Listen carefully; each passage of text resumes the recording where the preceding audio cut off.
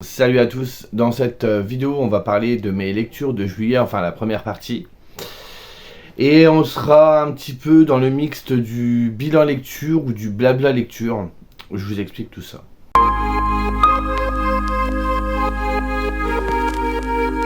Alors ce début de mois de juillet a été un petit peu beaucoup compliqué. Donc ça a bien commencé mais ça n'a pas duré. Je vais vous expliquer au fur et à mesure. J'ai principalement lu des graphiques, donc je vais revenir dessus, mais sans m'étaler non plus, parce qu'il y en a pas mal. J'ai pas envie que la vidéo dure 15 plombes, parce que je me connais, hein, je parle. J'ai déjà d'abord fini deux sagas, donc ça c'est une très bonne nouvelle. Et du coup je vais revenir une dernière fois dessus, et je vous en parlerai plus, parce que j'en ai déjà parlé régulièrement sur la chaîne, et au bout d'un moment ça peut être un peu lourdingue. Notamment sur cette première saga qu'on voit passer partout, et je pense que ça peut gonfler certaines personnes, ce que je comprends tout à fait. Donc j'ai d'abord terminé la série Blackwater, la saga, donc avec le dernier tome. Donc j'étais pas revenu vous en parler avant, parce que bien évidemment, vous avez vu tourner, hein, il y avait le tome 4, le tome 5, et ce tome final, le tome 6. Donc je vais faire un retour rapide pour donner mon avis global sur cette série que j'ai beaucoup aimé, qui a beaucoup tourné, qui a eu beaucoup de succès, et je trouve que c'est amplement mérité. Et chose très étonnante me concernant, c'est que plus j'avançais dans les tomes, plus j'appréciais. Je sais que certains n'ont pas aimé la fin, pour moi elle est très satisfaisante et je l'ai trouvée très cohérente avec le tout. Donc ça ne m'a pas plus choqué que ça. Donc on était sur une saga matriarcale où les femmes avaient plus le pouvoir que les hommes, qui était mis très en avant. On est sur je sais plus combien d'années, parce que ça s'étale sur pas mal d'années quand même, entre le premier et le dernier. Donc forcément ça joue sur l'affectif, parce que forcément vous les voyez grandir, vous avez l'impression de vivre avec eux, donc vous attachez fortement à eux. En plus ça fait vraiment clan en fait. Donc ça aussi ça rajoute un peu à l'atmosphère. Vous avez bien évidemment ce mélange entre saga familiale, historique, un petit peu creepy horror, sans être non plus... Voilà, ça ne fait pas non plus dresser les cheveux sur la tête. Bon, moi déjà, ils auraient du mal à me les faire dresser sur la tête. Vous voyez ce que je veux dire. Mais c'est une saga originale. C'est d'ailleurs étonnant qu'elle ait jamais été traduite avant, parce que, honnêtement, c'était plutôt sympathique. Elle date de 83.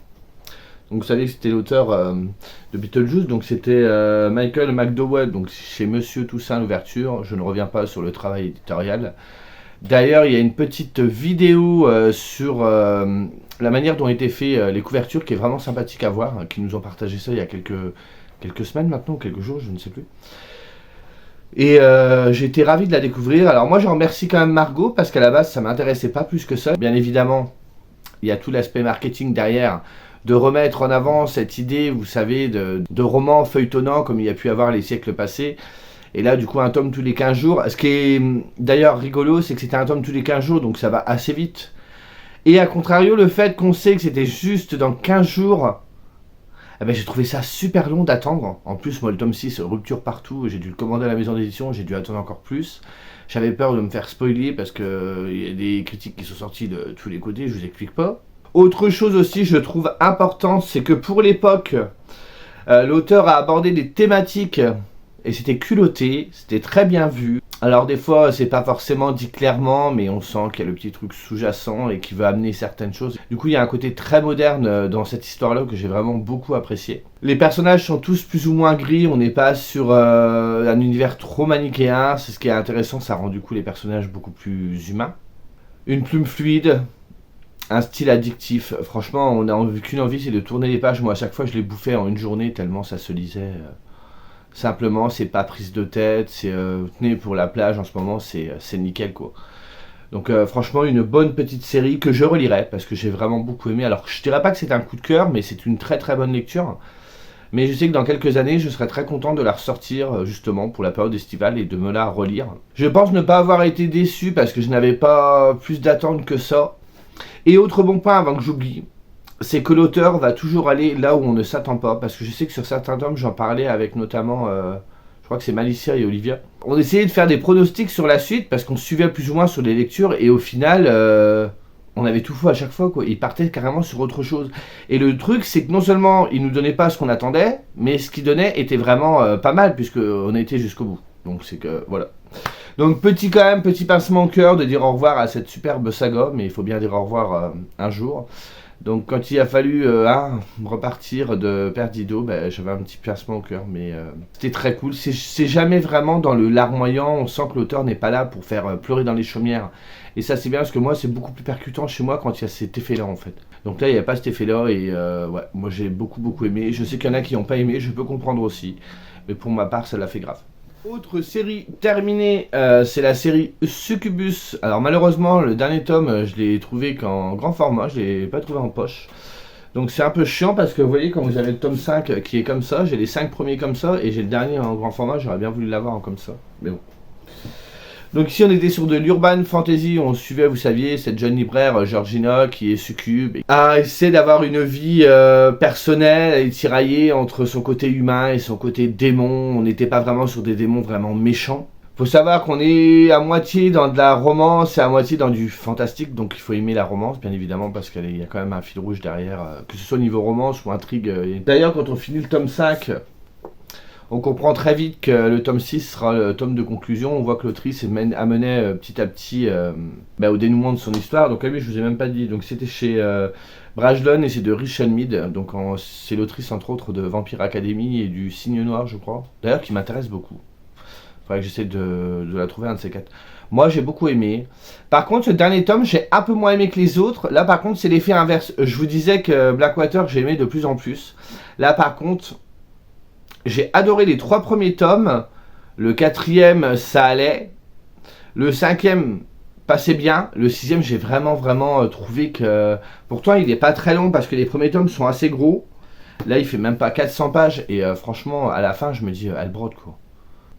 Crash Tavaldo, dis-nous la fin. Donc j'ai trouvé que c'était un petit peu long. Bon, ça m'a pas gâché mon plaisir. Je l'ai lu avec beaucoup d'entrain. Mais c'est vrai que ouais. Mais la boucle est bouclée. Voilà, elle répond à tout ce qu'elle avait mis en place. Elle offre une belle conclusion au personnage principal. Je ne vous dis pas pourquoi ni comment. Et elle arrive à raccrocher les wagons et à faire une conclusion satisfaisante. L'autrice aura su s'arrêter à temps, donc c'est bien parce qu'on sentait déjà que là, dans le 6e tome, enfin personnellement, j'étais pas non plus de ouf dessus.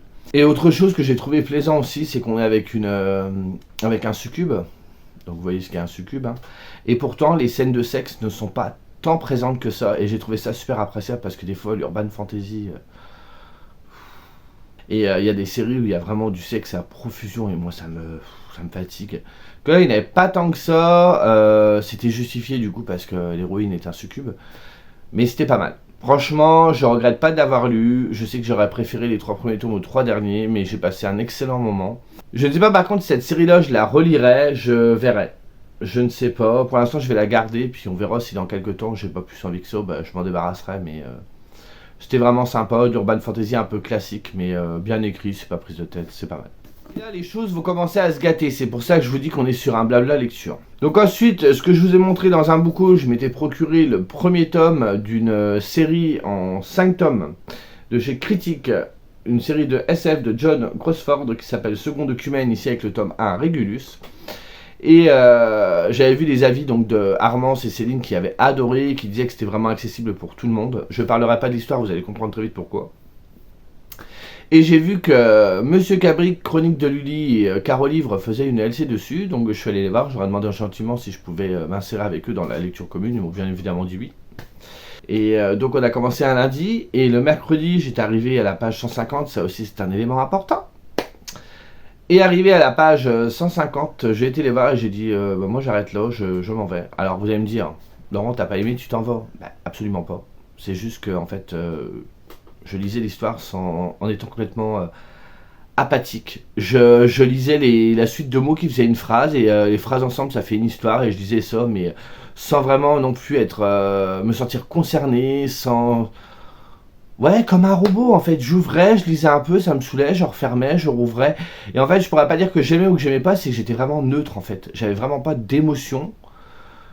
Je sais pas pourquoi, et je me suis dit, alors déjà c'était sous-jacent déjà depuis un petit moment. Alors pas trop avec Succubus et Blackwater parce que c'était des suites de sagas, donc je me sentais un peu plus concerné. Mais j'avais d'autres lectures que je vous ai présentées, et j'en parlais pas à l'époque parce que j'arrivais pas à mettre le doigt dessus. Et je me suis dit, mais... ça confirme que t'as quoi alors une panne de lecture? Il se passe quoi là? Je ne comprends pas. Alors normalement quand on a ce qu'on appelle une panne de lecture, c'est quand on a un petit peu marre de lire, qu'on a eu un surplus et qu'on n'a plus envie de lire et qu'on fait autre chose. Le problème, c'est que moi, j'avais envie de lire, mais je me sentais concerné par aucun écrit. Parce que après avoir abandonné ça à la page 150, j'ai eu les conseils de Stéphanie et Dorian, mais après, il y a eu Margot et Magali aussi, enfin bref. Et qui m'ont dit, bah écoute, ce que tu peux faire. Alors, Magali m'a dit, arrête de lire, attends un peu avant de reprendre et fais autre chose. Et le problème, c'est que moi, ça me tiraillait. J'avais envie de lire. J'avais pas envie de rester comme ça sans rien faire. C'est vrai que c'est quelque chose, ces dernières années, que j'ai beaucoup mis en avant, plus que d'autres passions que j'avais, comme par exemple les jeux vidéo ou regarder des séries, ce genre de trucs. C'était vraiment la lecture, c'était le truc number one. À côté de ça, Margot m'a dit, tu te mets trop la pression, Laurent, faudrait que tu te calmes au niveau des challenges, au niveau de ci, au niveau de ça. Et Margot, ça fait très longtemps qu'elle me le dit, et moi, ça rentre par une oreille, ça ressort par l'autre. Mais au final, elle a peut-être un peu raison. Peut-être. Voilà. C'est ce que je me suis dit à ce moment-là, elle avait raison. Je vais pas minimiser la chose, parce qu'après, elle va me tomber dessus, je vais me faire encore engueuler. Genre, tu sais, c'est une tortionnaire. Et du coup, je l'écoutais pas, Margot. Je me dis, mais non, t'inquiète, mais non. Mais je pense qu'en fait, il y a le fait du challenge qui fait que tu prépares une palle, que tu as envie de lire ces livres-là pour pouvoir en reparler, parce qu'en commentaire, les gens veulent avoir ton avis sur certaines choses et pouvoir un peu doser. Alors, je dis pas que j'ai l'avis ultime, hein, mais ça donne toujours un petit avant-goût de si on ira ou si on n'ira pas selon ce qu'on dit. Donc, il y a la chaîne YouTube, il faut faire des vidéos régulièrement. Alors, je ne mets pas trop le bouchon, je pousse pas trop le bouchon, mais un petit peu quand même. Je sais que j'essaie toujours de faire des bilans lecture avec 5 livres. Donc je me dis, il faut pas que je m'arrête. Il y a le fait du challenge, il faut faire 15 000 pages. Et je pense que tout ça, c'était un peu inconscient. C'était pas voulu de ma part. Mais inconsciemment, c'était présent et je m'en suis pas rendu compte. C'est pour ça que Margot me l'a dit. Et même Magali me l'a dit. Elle m'a dit, Laurent, tu fais trop de LC, tu fais trop de ci. Enfin bref. Et du coup, donc, Stéphanie et Dorian me disent, bah, soit t'as qu'à lire un thriller, ça peut te relancer bien. Soit un livre doudou, soit un graphique. Ok. Donc voilà. Docteur Lully et Docteur Cabric m'ont donné leur ordonnance. Et du coup, suite aux symptômes, et du coup, j'ai dit, je vais suivre voilà, le traitement. Donc j'ai commencé Marie-Bernadette Dupuis, donc le tome 4 du Moulin du Loup avec la grotte aux fées. Vous avez déjà parlé du tome précédent. Ça fait 2 ans que j'avais pas mis le nez dedans. Il y a quand même 6 tomes. C'est des bonnes bricasses, mais honnêtement, c'est écrit plutôt gros. Ça se lit super bien. Je me suis mis dedans et impossible de rentrer dedans, quoi. Pourtant, je sais que c'est une série que j'aime beaucoup, mais impossible. J'ai lu 3 chapitres, je m'en foutais de ce qui se passait, mais d'une force, ça me passait au-dessus. Et au bout du 3e chapitre, j'ai reposé le livre, parce que je voulais lire un chapitre par jour, pour ne pas me déconnecter trop de la lecture, sans non plus m'imposer. Comme je vous disais tout à l'heure, je me suis arrêté à la page 150. Tout est normal. Donc bref, donc je me suis dit, il y a un sérieux problème, donc je dis, le coup de la saga Doudou, ça ne marche pas, on va peut-être pas forcer, parce que déjà je vais gâcher une lecture que j'apprécie, et de 2, c'est que ça veut pas, ça veut pas, quoi. Donc j'ai dit, je vais me lancer sur des graphiques. Donc tout d'abord, j'ai lu Destination Terra, donc chez Naban Édition de Keiko Takemiya. Donc ici c'est des tomes doubles, c'est une série en 3 tomes que je vous ai déjà montré, vous l'avez vu passer en book haul. Et cette série, c'est de la SF. C'est une série plutôt connue au Japon, parce que dans cette série-là, l'autrice, donc c'est une série qui date des années 70, alors je sais plus quelle année exactement. Et l'autrice, elle avait travaillé la psychologie de ses personnages, quelque chose qui est beaucoup plus courant aujourd'hui, mais à l'époque, je pense que ça y était pas. Je pense que le manga était vu d'une autre façon, au niveau de la narration et tout ça. Et elle venait du shoujo, ça se voit beaucoup au niveau des dessins, donc qui vont être forcément vintage. Et en plus, voyez, je vais vous montrer. Là, vintage et en plus shoujo, donc c'est des traits fins, c'est des personnages qui peuvent paraître un peu plus féminins, comme là, vous voyez. Et bref, donc j'ai dit, écoutez, on va tenter, on est parti, parce que Naban Édition, j'ai quand même suivi 2 séries chez eux, j'en ai pas encore lu un tome. Et au final, donc dans cette histoire-là, pour faire court, on est dans le futur, hein, toutes les ressources de la Terre ont été épuisées, la Terre est complètement polluée, donc l'espèce humaine a décidé de partir vers d'autres planètes. Dans le roman, quand ça commence, ils décident de recoloniser la Terre, mais d'une autre façon. Les bébés ne sont plus reproduits de façon naturelle, ils sont dans des espèces de couveuses. C'est fait artificiellement, un enfant est fait, voilà, c'est pas fait entre 2 êtres. Vous voyez ce que je veux dire ? J'ai du mal à m'exprimer. Et ensuite, cet enfant, quand il vient au monde, au bout de 9 mois, on le confie à un couple de parents. Il grandit avec eux et arrivé 16 ans, il doit passer une espèce de test où on va lui effacer toute la mémoire de ce qui s'est passé avec ses parents. et on va le reconditionner pour en faire un soldat, donc ils sont triés sur le volet, qui vont retourner sur Terre et devront obéir du coup aux ordres supérieurs pour que la Terre ne soit pas saccagée une nouvelle fois. Mais du coup ça donne des êtres qui sont plus ou moins dénués d'émotions. À côté de ça, il y a dans l'espèce humaine certaines personnes qui développent des capacités télékinésiques, je crois, si je vous dis pas de bêtises, télépathiques, des pouvoirs télépathiques, et qui eux ont des sentiments et des émotions, mais eux par contre on les met de côté ou on essaie de s'en débarrasser, parce que du coup forcément, s'ils ont des émotions, c'est des gens qui ont un libre arbitre et qui écoutent leur cœur, donc forcément on peut pas les conditionner comme on veut. Donc il y a vraiment un système un peu totalitaire qui est mis en place, et du coup dans la première partie on va suivre un de ces héros qui découvre qu'il est un mu, donc ceux qui ont des capacités télépathiques, et dans la deuxième partie du manga, on suit un autre personnage, et en fait j'ai trouvé qu'au niveau de la narration c'était assez confus. Des fois, on passait d'une scène à l'autre, j'ai pas tout compris, ça restait assez flou, assez opaque, que c'était un petit peu complexe. Alors, j'ai compris plus ou moins le gros du truc, mais je sais pas si c'est l'autrice qui complexifiait son truc ou moi qui n'étais pas réceptif. Enfin, j'ai pas été le seul. Hein. J'ai été voir des avis et je suis pas le seul à avoir eu ce ressenti. C'est dommage parce que franchement, les scènes qui se passent dans l'espace qu'elle a dessinées sont absolument sublimes.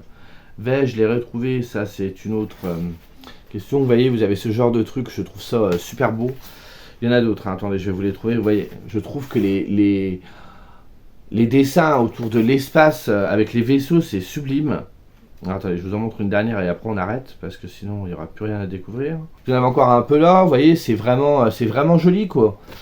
Mais je sais pas, donc je continuerai, il me reste 2 tomes, hein. Maintenant que je les ai, je vais les finir.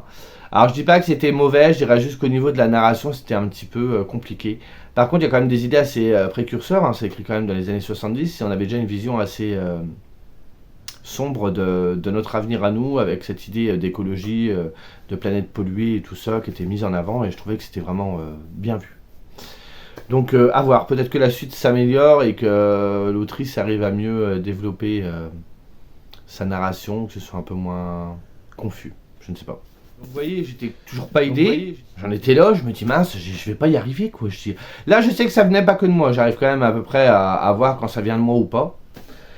Donc j'ai dit, je vais partir sur autre chose. Donc je suis parti sur Rooster Fighter, coq de baston de Shukaratani chez Mangetsu. Donc couverture absolument sublime. Ici, on suit un coq qui s'appelle... il s'appelle comment le coq? Il n'y a pas son nom. Je ne sais plus comment il s'appelle. Donc le coq s'appelle Keiji. Donc on suit un héros qui est un coq. Donc c'est déjà assez surprenant. Et qui combat les kaiju. Donc les kaiju, c'est ce genre de monstres qui peuplent la ville et ils se manifestent un peu trop souvent. Et on apprend très vite que le coq a perdu quelqu'un à qui il tenait à cause d'eux. Et il recherche absolument celui qui a tué la personne auquel il tient. Je vous dis pas qui c'est, vous le découvrirez dans le récit. Et je m'attendais à un truc complètement what the fuck. Alors oui, c'est un petit peu what the fuck par l'histoire de l'héros qui est un coq. Il y a un côté très One Punch Man déjà. Parce qu'il y a ce côté très parodique sur les shonen. Ceux qui lisent du shonen en manga savent de quoi je parle. Pour vous donner un exemple classique, shonen ça va être Naruto, Dragon Ball, One Piece. Vous savez, le super-héros qui va rencontrer des adversaires qui vont le faire grandir, alors que ce soit au niveau de la maturité personnelle ou même au niveau du... il va devenir plus fort.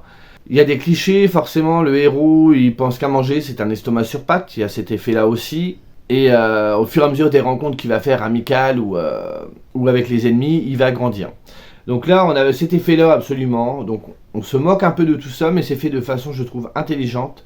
Il y a une petite histoire derrière, qui n'est pas non plus à casser 3 pattes à un canard. Là, ce serait plutôt casser 3 pattes à un coq. Hein.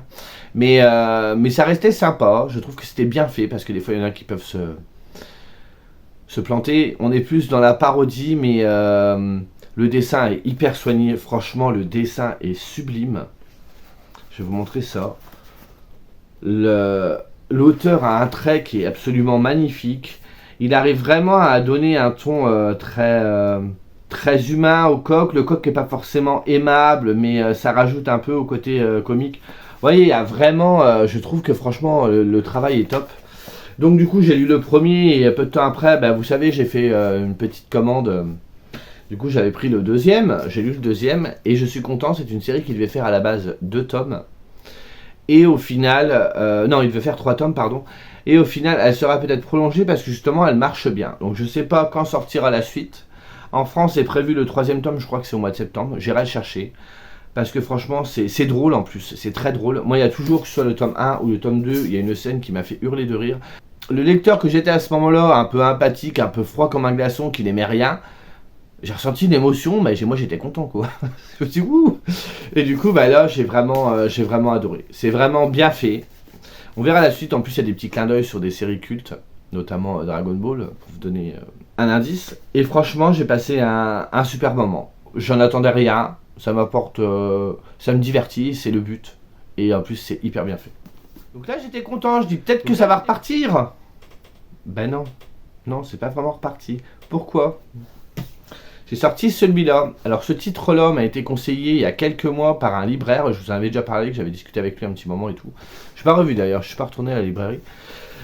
Et il m'avait conseillé ce titre, il m'a dit il va sortir bientôt et tout, faudra l'acheter, c'est très bien. Donc c'est Look Back chez Kaze dans la collection Seinen, c'est Tatsuki Fujimoto, c'est l'auteur, comme c'est écrit là, de Chainsaw Man, mais également de Fire Punch. Fire Punch c'est une série que je voulais faire, Chainsaw Man je savais pas trop et il m'a dit tu peux y aller.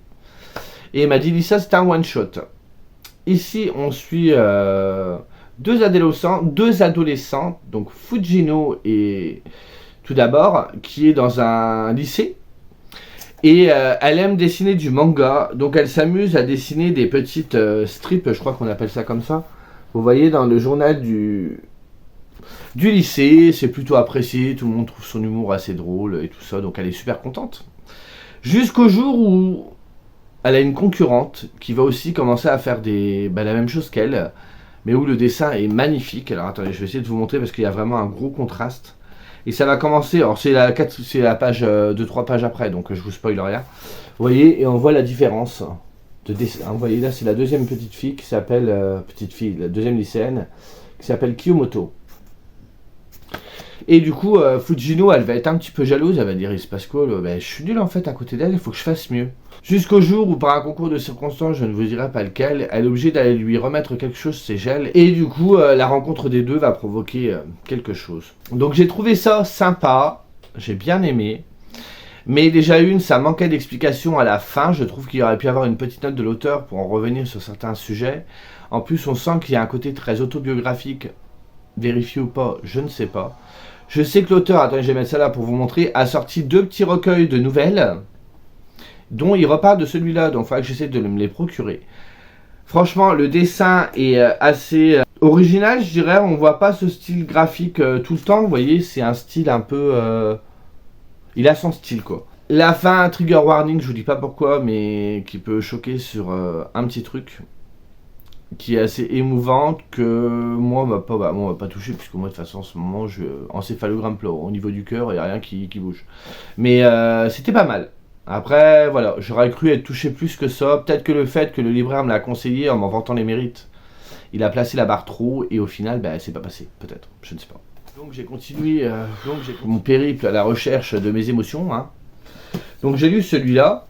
Le libraire aussi me l'avait conseillé. Donc Sans préambule de Akane Torikai aux éditions Akata.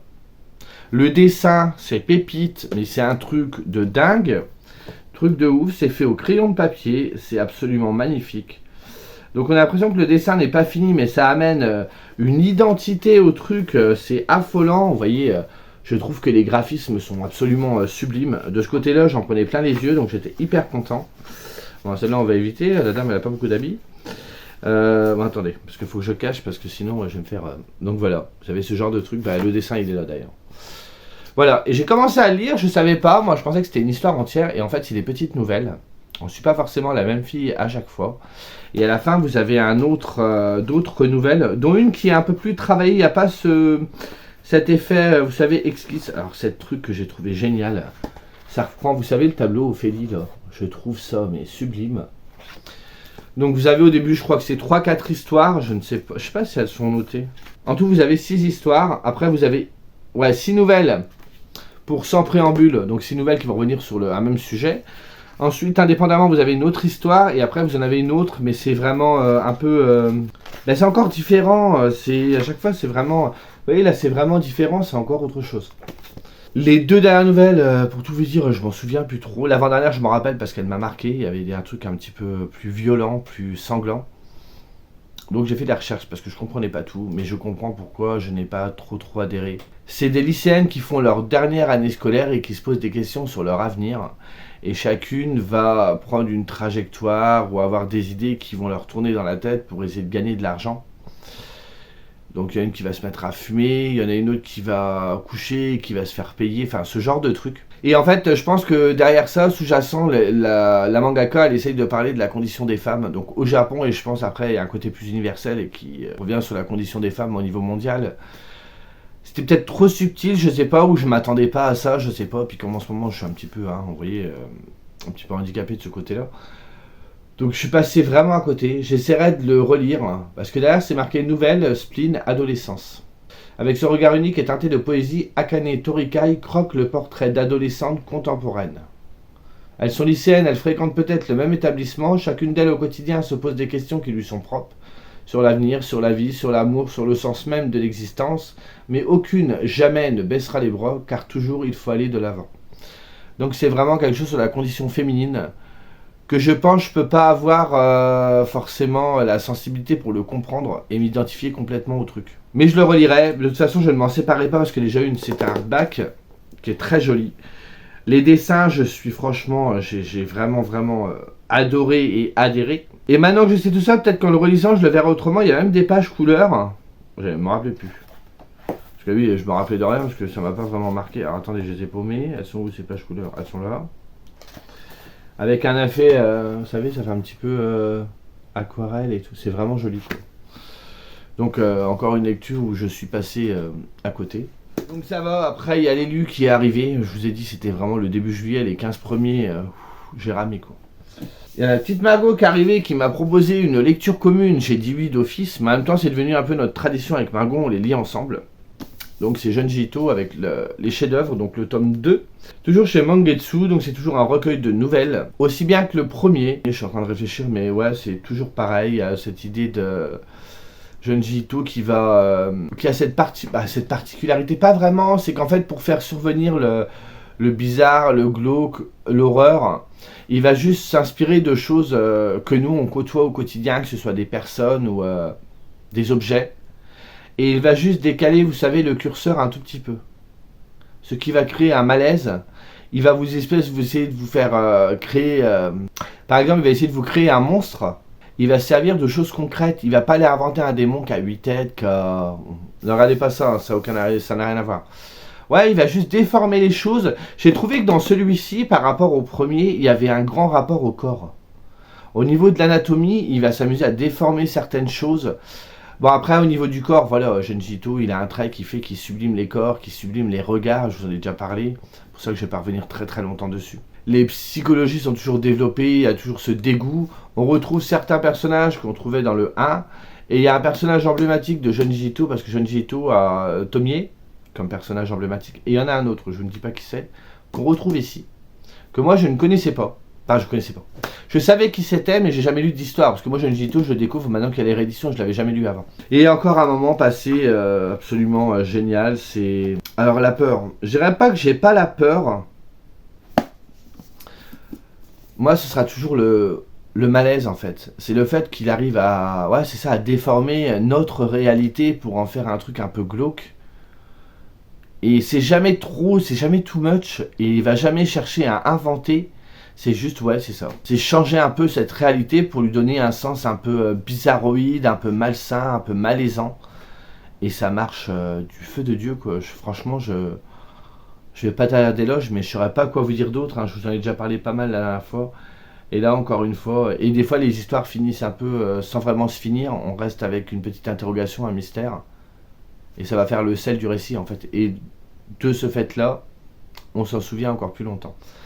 Donc ceux qui veulent découvrir Junji Ito, je vous le redis, commencez par les nouvelles. Si vous adhérez aux nouvelles, vous adhérerez au récit plus long. Moi, il me reste encore à découvrir. Là, prochainement, j'ai Frankenstein encore, j'ai Spiral, que j'hésite à lire, parce que Spiral, il paraît que c'est son chef-d'œuvre. Donc j'attends, je ne vais pas le lire tout de suite. Il y a Frankenstein, là, il va sortir celui que je vous ai mis dans les sorties. Delcourt Tonkam va en ressortir un aussi, alors je ne sais plus c'est quoi le titre, c'est encore un recueil de nouvelles, je ne sais plus, je vous mettrai l'image si j'y pense. Mais super moment, franchement, jeunes Jito, si vous aimez l'horreur, enfin horreur. Il y a du sang, je dis pas qu'il n'y a pas de sang, mais ça va pas être le ressort, vous savez, il va pas être forcément tout de suite aller dans le gore, les corps qui sont coupés, pas forcément, il part sur autre chose, des fois c'est vraiment dégueulasse. Mais ouais, il a ce truc, il n'y a que lui qui l'a, quoi. Et en plus, comme pour le premier tome, vous savez, à la fin, vous aurez... je peux pas vous montrer, en fait. Ah, c'est... Attendez, je vais faire ça, parce que si je vous montre, je vous spoil l'histoire d'avant. Donc on va faire comme ça. Vous avez d'où viennent ces idées. Il vous explique d'où va naître, du coup, l'histoire. Et derrière, vous avez... soit des croquis, soit... alors je vous montre pas le croquis parce que ce sera un spoil. Soit, voilà, des petites annotations et tout. Et il y en a, franchement, il y a des nouvelles qui vont être beaucoup plus psychologiques qu'autre chose. On va être sur le côté noir des gens. Et mais quand même, trigger warning, parce que si vous êtes sensible, je sais pas si ça peut passer pour vous, parce que... Je dis pas, alors moi j'ai jamais peur, mais... Ah, ça vous chamboule toujours un petit peu, je trouve. Il a toujours ce truc pour... vous titiller à l'intérieur, c'est... Il a ce talent. Et pour finir, j'ai lu les 3 premiers tomes du manga King of Eden chez Kiun dans la collection Seinen. Au scénario, c'est Takashi Nagasaki et au dessin, c'est Ignito. Donc c'est le nouveau thriller de l'auteur de Master Keaton, Puto et Billy Bat. Donc j'avais le tome 1 ici, le tome 2 ici, et le tome 3. Je vais garder que le 1. Donc c'est une série en 6 tomes. Moi j'ai lu 3 tomes, je m'arrêterai là. Ce n'était pas pour moi. C'est pourtant rare que j'abandonne des mangas. D'ailleurs je l'ai aussi dit en LC avec Margot. Parce qu'elle l'avait commencé avant Margot, j'ai dit attends je te rejoins. Et comme Margot avait les 6 tomes, Margot je crois qu'elle a lu le premier avant moi, elle m'a dit j'adhère pas trop, elle fait tu me diras ce que t'en penses. Avec Margot on reste toujours honnête, si elle aime pas, elle me le dit, si j'aime pas je lui dis. S'il faut qu'il y en a un des deux qui arrête, il arrête, franchement on va pas se prendre la tête sur des trucs comme ça. Par exemple, je vous ai parlé de La Maison au milieu de la mer céruléenne, j'ai eu un coup de cœur monumental dessus, Margot n'a pas aimé.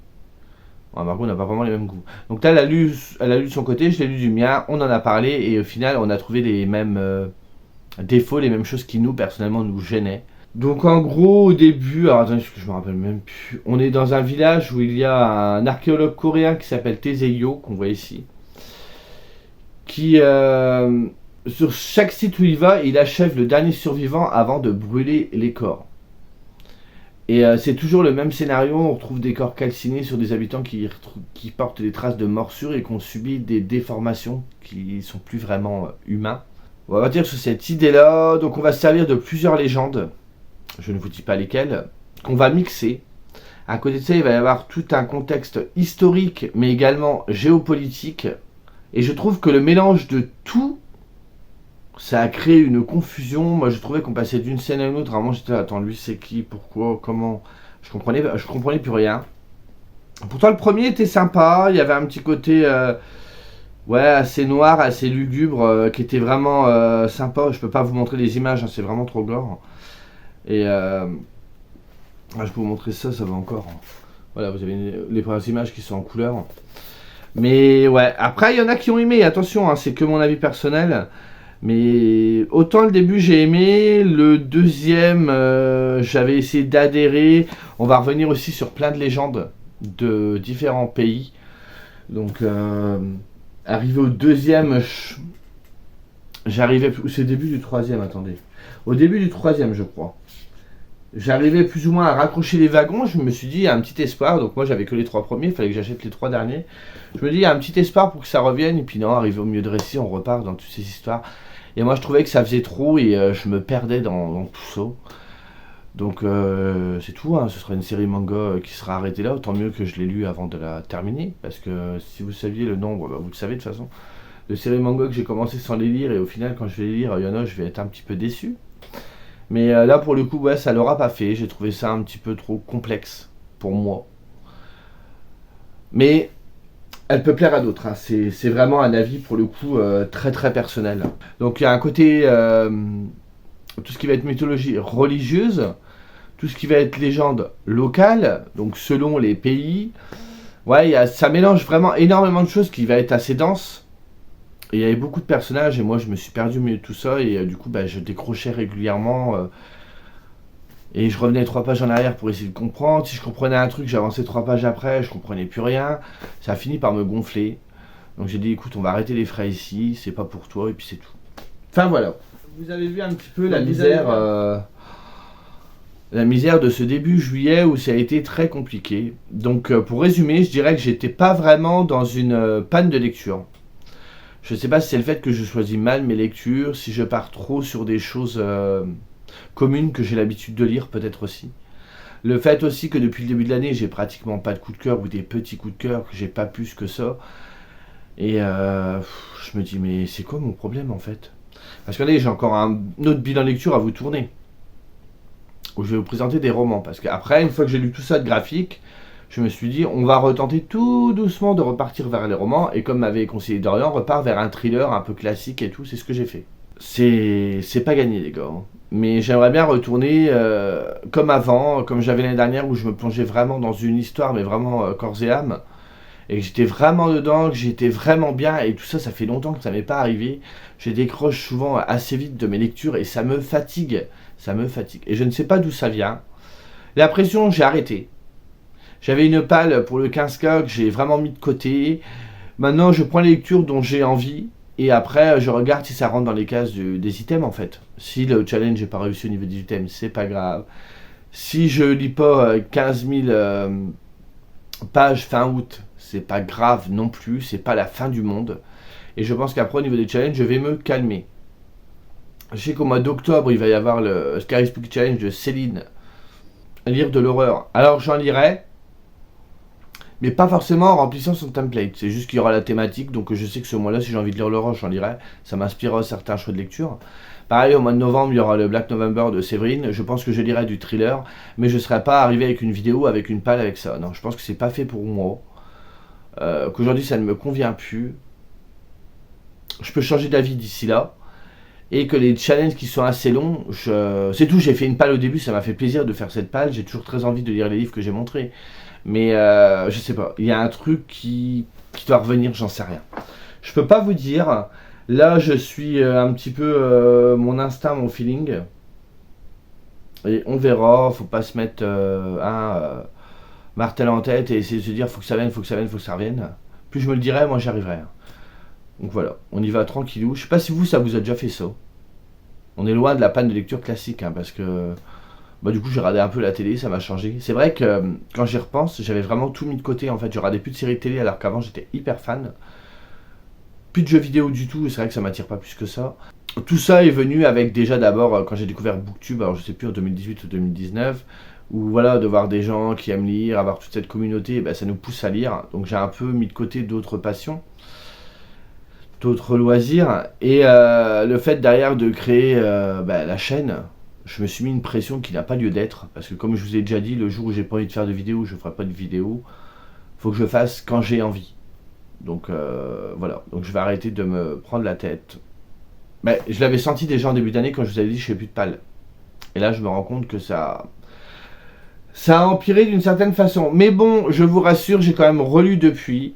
Et ça revient tout doucement, pas à la hauteur que moi j'aimerais que ça revienne, mais ça revient tout doucement. C'est déjà ça de gagner. Et du coup, le fameux Moulin du Loup, je le relirai plus tard. J'ai laissé le marque-page dedans, ce sera pas très dur à reprendre. Et voilà, j'espère que j'ai pas été trop bavard. Je pense que si, comme d'habitude. J'ai fait un tour d'horizon assez rapide parce qu'il y avait quand même pas mal de lectures à vous parler et ça commençait à faire beaucoup. Mais voilà, c'est fait. J'ai vidé mon sac. Comme d'habitude, je reste honnête avec vous et je vous dis quand ça va pas. Je vais pas vous dire ouh, j'ai des lectures de ouf, alors que c'est pas vrai quoi. Et je vous montrerai la prochaine fois les romans que j'ai lus pour ce mois de juillet. Pour la deuxième partie de juillet. Sur ce, moi je vous laisse et désolé pour ce bilan lecture un peu plus pessimiste que d'habitude. Mais on se soigne. J'espère que pour vous ça se passe mieux que pour moi, que votre challenge des 15K, ou même si vous le faites pas, vos lectures se passent mieux. N'hésitez pas comme d'habitude à me dire si vous avez eu des coups de cœur et tout. Moi je note ça, hein, ça peut toujours servir pour moi. Enfin bref, en espérant que ça revienne très vite, on y croit, il n'y a pas de raison. Et moi je vous dis à plus tard. Salut.